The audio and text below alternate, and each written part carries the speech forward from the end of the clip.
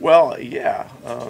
You know, when I first came to Dallas, I went over to Germany for a trip, and I brought a DVD that had about 3 or 4 minutes of Bird stuff on it, some things that I really felt would be good for him to develop on that right post ISO area that Larry was so great at, and Holger Gershwiner and Dirk worked on that stuff, and it's one of the reasons their diligence in developing that stuff over there is one of the things that led to him coming up with the one-legged fade, which now guys are copying, and there are a lot of similarities between Nowitzki and Bird.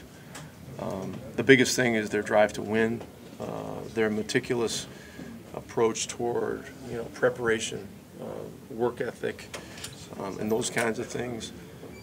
The big difference is Dirk didn't have the number of Hall of Famers around him that Larry did. So in many ways he's carried over the course of his career a bigger load than almost any star player has in recent history. And so for that reason, I think it just goes to show even more why this guy's one of the top 10 or 12 greatest players ever. But I frequently get asked,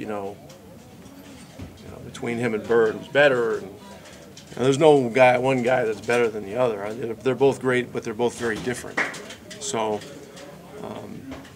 and one thing I know, I still talk to Larry quite a bit. Larry's a big fan of Dirk's, and vice versa. So it's a cool thing.